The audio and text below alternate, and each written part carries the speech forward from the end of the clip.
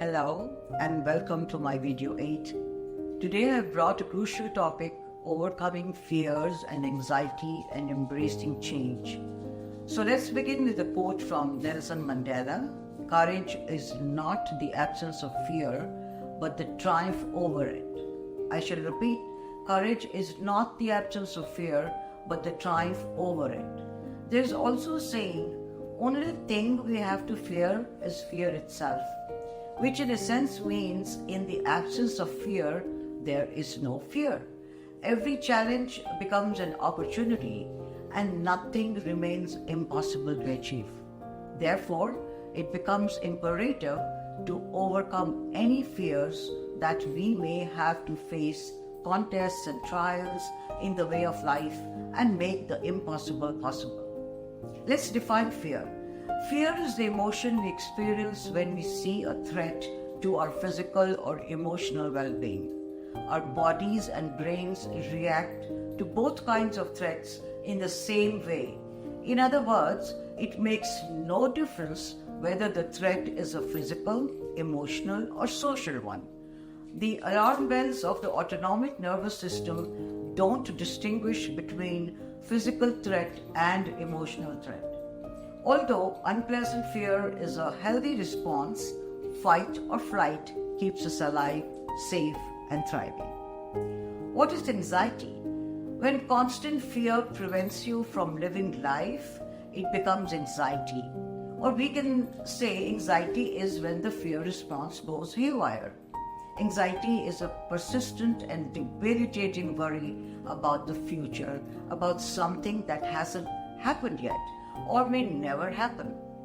People with anxiety may find themselves constantly living in the what if instead of now. You will feel afraid all the time, overreact, or respond to triggers that don't pose a threat. On the surface, anxiety looks very much like fear, and they're rooted in the same emotion. But anxiety occurs when fear becomes maladaptive or normal response gets out of control. Fear symptoms and anxiety symptoms overlap in many ways, but the reasons they occur are different. Both fear and anxiety trigger the body's stress response. However, fear usually occurs in the face of a real or immediate tangible threat, while anxiety occurs in response to imagined danger. Fear is a generally short-lived reaction, while anxiety can be ever-present. Both share physical sensations like racing heart, muscle tension, a tingle or a cold chill, and increased breathing rate. These physical sensations are part of the body's fight or flight response. They prepare you to take quick action by diverting your resources to necessary functions. Fear of failure and fear of unknown are common causes for giving anxiety. The fear of failure is manageable by understanding its causes and implementing strategies to reframe your perspective.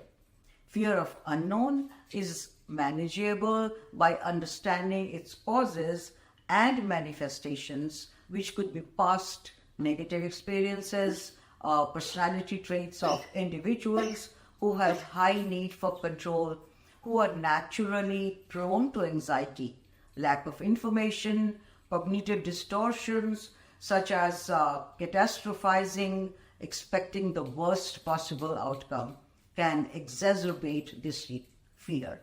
Now let's look at how to manage emotional triggers of fear and anxiety. I have picked 7 of them here. First and foremost, acknowledge your fear and confront it.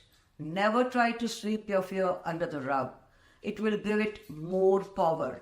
Instead, you need to acknowledge and accept your fears. We all have them, and there is no shame in that. Confronting your fear is about understanding the underlying reasons why you are afraid in the first place. Are you afraid of rejection, failure, or ridicule? Use positive self-talk.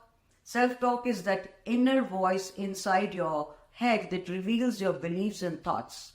When you're afraid, it means that for a long time, you've created a negative stream of self-talk.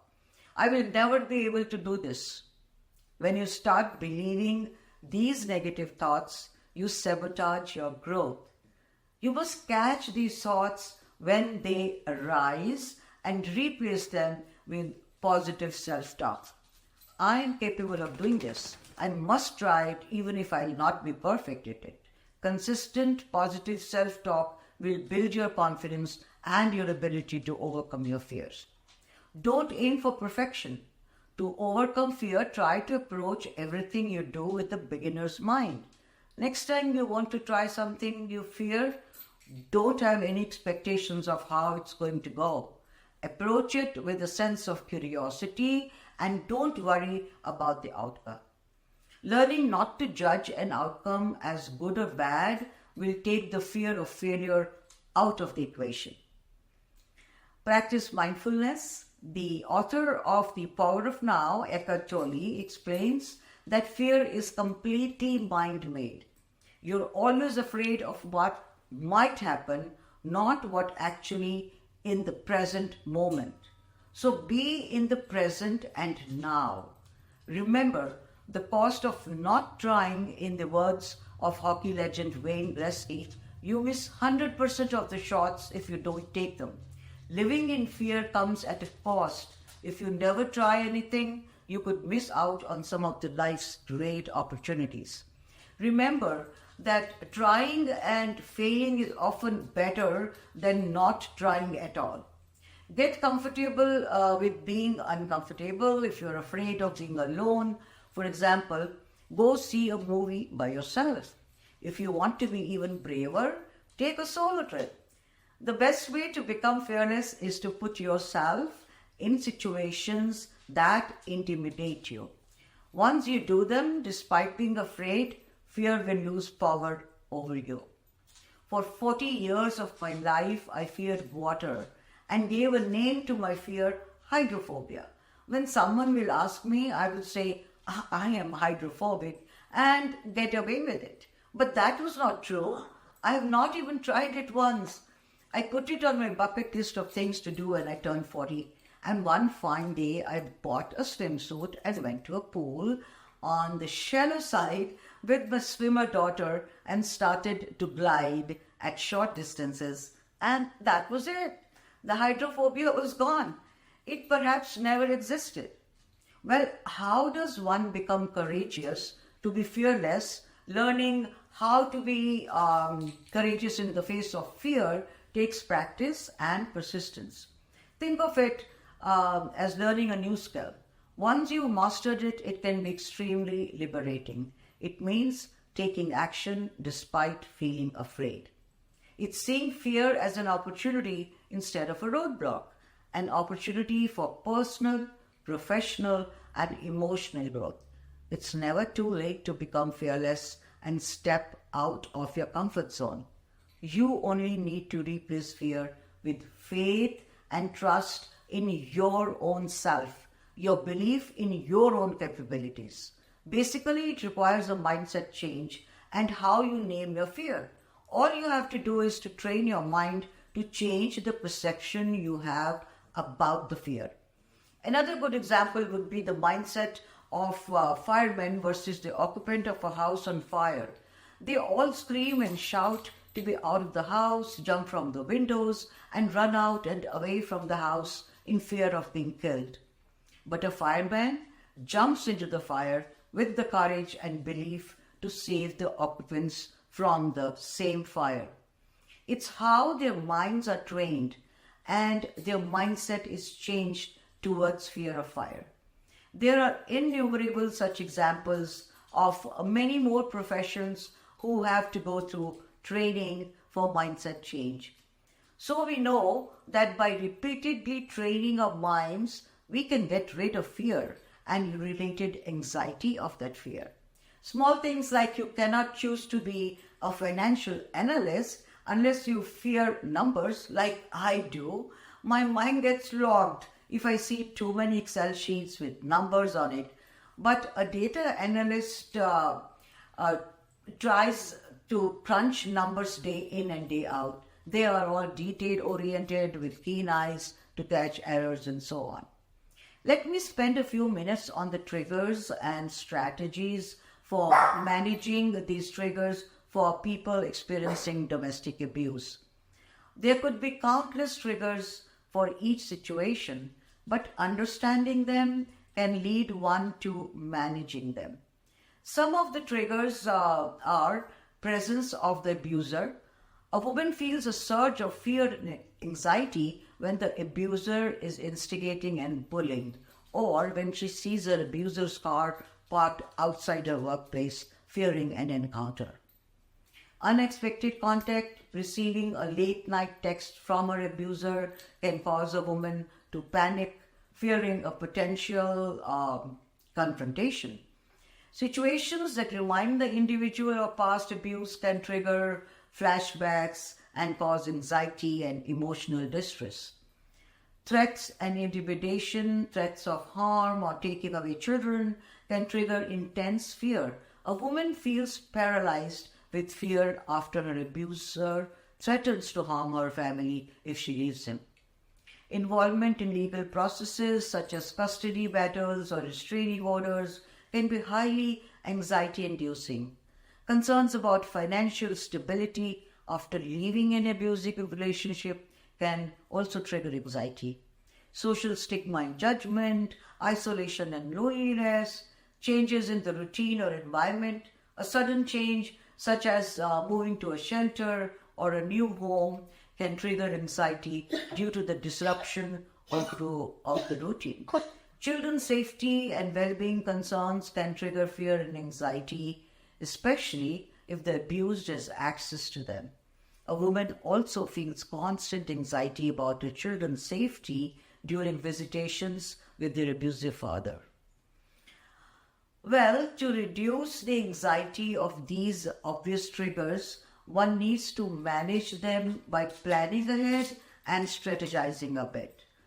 However, the first step, even before managing these triggers, is to give voice to your sadness. Share your situation and concerns with your immediate circle, family, friends, colleagues, and even neighbors. They need to be informed in case of an unsafe situation erupts all of a sudden.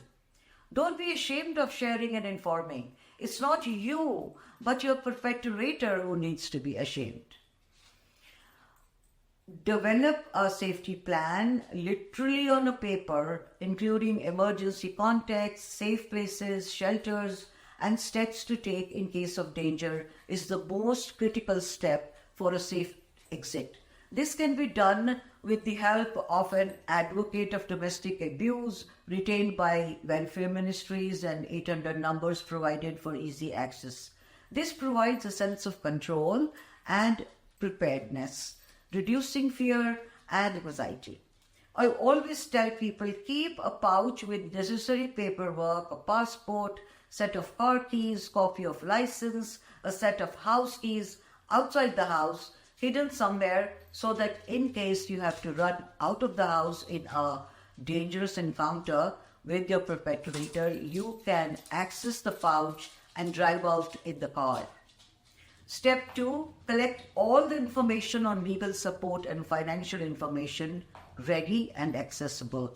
This reduces anxiety related to legal battles and financial instability. Therapeutic support, therapy or counseling to address trauma and develop coping strategies helps with fear of uncertainty and anxiety. I'm a great proponent of hiring a therapist or a coach. I have done it all through my struggle for escape and survival, and even till date when I am happy in life. It just provides more space in my head and keeps me aligned to my goals after I go to share my day-to-day life, both success stories and any issues in face with my therapist Leslie for years. Participation in support groups and community resources reduces isolation and provides emotional support and practical advice. Mindfulness and relaxation techniques, mindfulness, deep breathing, and progressive muscle relaxation to help manage anxiety provides tools to reduce immediate anxiety and promote relaxation. Education on the dynamics of abuse, self-defense, and assertiveness training empowers victims to take control of their lives and reduce fear of the unknown.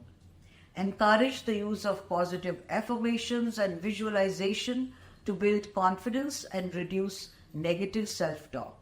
This reinforces positive self-belief and reduces anxiety. Time to wrap up. Let's check takeaways for my viewers. Be afraid, but do it anyway. Your fear may never really go away, and that's okay. That doesn't mean you have to let it control you. If bravery means progressing without fear, courage means doing it despite fear. Be courageous, and you will be surprised at what you can accomplish. Use fear to your advantage. Fear is a natural part of your life. None of us can escape it. We can all learn to manage it and even use it to our advantage. Rather than letting fear overwhelm and paralyze us, we should learn how to detect the difference between good, short-term fear that keeps us creative and bad fear that wears us down and leads to poor decision-making. Once you equip yourself with a better understanding of your own fears, you can embrace them and use their motivating power to move forward. Analyze your fear to check if it's true fear or is just a limited belief, which may be a false fear. Do not give meaning to your anxiety, as giving meaning means it's not the truth. He did not acknowledge my hello is a fact.